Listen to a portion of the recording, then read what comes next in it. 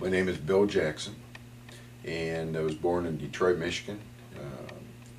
Raised our family in Kalamazoo, Michigan, where I worked for the Upjohn Company for about 25 years, and then moved on to Cincinnati. For Upjohn, I was in a number of different management positions in materials and logistics management, but primarily in contracting, in sales, and marketing positions. I left the Upjohn Company when they were moving to New Jersey to become part of what was the Pharmacia Corporation and then Pfizer. Rather than moving to New Jersey, 3 of our kids had already gone on to college and gone on with their lives. We had a daughter who, along with my wife, didn't want to move to New Jersey, so we moved to Cincinnati. I worked for another pharmaceutical company and then did some consulting in Cincinnati for a couple of years.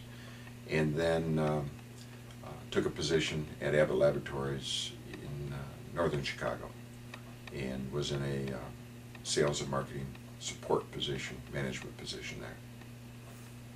So that's a real brief history of my career.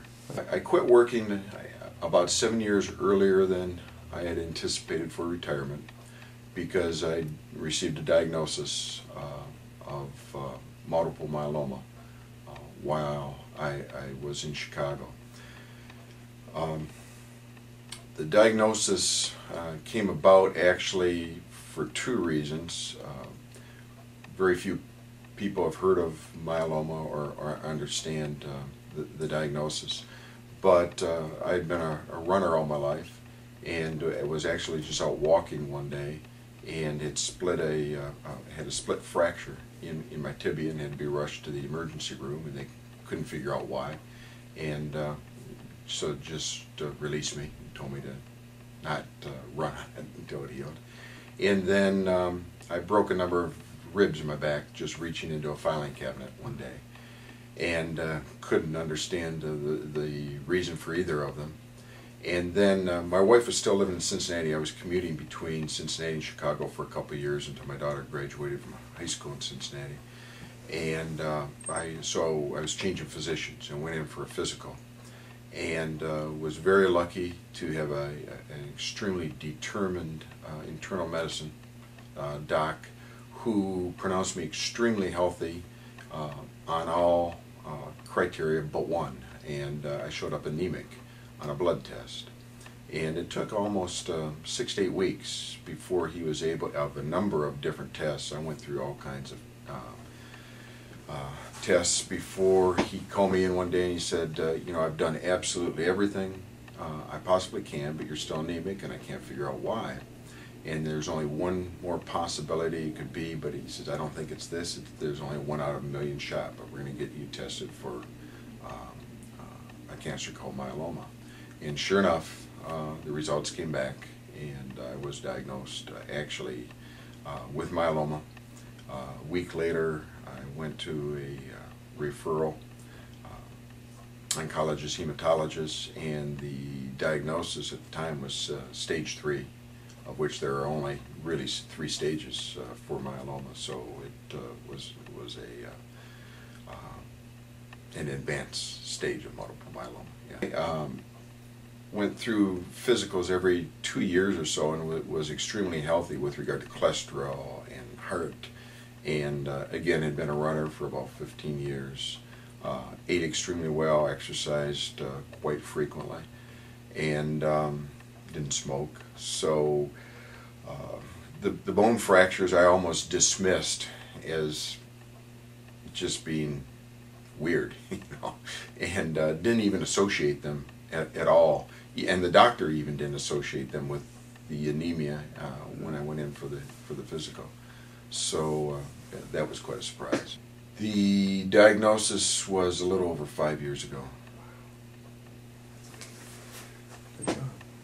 And the diagnosis at the time, as I mentioned, for stage 3, the statistics at the time, when you check the internet, myeloma was one of the few cancers where very little had been done, unlike breast cancer or advances in prostate cancer or a number of other cancer areas. And so the stage 3 at the time, when I checked, and one of the reasons for my retirement was mortality rate was 50% in 3 years, and 30% people would survive at 5 years, and only 2% after 10 years. And those were the statistics at the time, and I thought, well, maybe I should concentrate on doing what I can to live as long as I can. I was very lucky. Even though it was an advanced case and it permeated basically all my bones. I had osteolytic lesions in my legs, arms, back, ribs, spine, skull. It pretty much permeated my entire skeletal system. I was lucky in that there are many different kinds of multiple myeloma, and mine apparently had grown very slowly over a long period of time. For some people where it comes on very quickly, I think, and are at stage 3, that is a much more difficult prognosis. So since mine had grown real slowly, if you're able to have some interventions that can slow it down, then it can be slowed down over, and you can continue to live a pretty good quality of life for a long period of time while they continue to discover new treatments and drugs. No, I would never want to focus on cancer. I certainly would want to focus on what I can do to alleviate and intervene as much as possible for minimizing the effects of cancer and in improving my situation in any way possible. And certainly reducing stress is one way. I went from the first oncologist, hematologist that I was referred to, and having worked in the healthcare industry, pharmaceutical business primarily, for over 30 years, one of the things you realize is that you want to seek the best treatment, in my mind, as you can possibly get. So I was, again, very lucky. Being in Chicago, there is a nationally known hematologist, oncologist at Northwestern University. And I thought maybe she'll be able to see me. I really wasn't sure. And I sent her an email, and within 24 hours she responded and told me to get in touch with her nurse practitioner, and I was in to see her within a month. And basically, this lady has worked with me to help save my life, quite frankly, because being one of the nation's leading specialists in multiple myeloma, she knew exactly what tests to run, how to appropriately diagnose them, what interventions and drugs would work the best.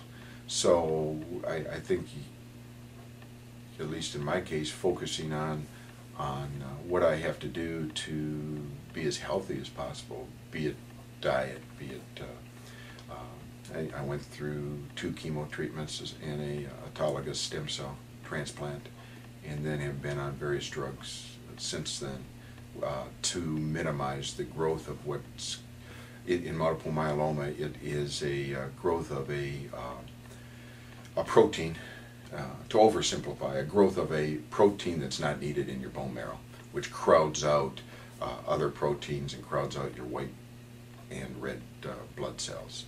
And by crowding out the good blood cells, it creates a lot of problems, which eventually lead and can lead to kidney damage and pneumonia, and then for many patients, death. So.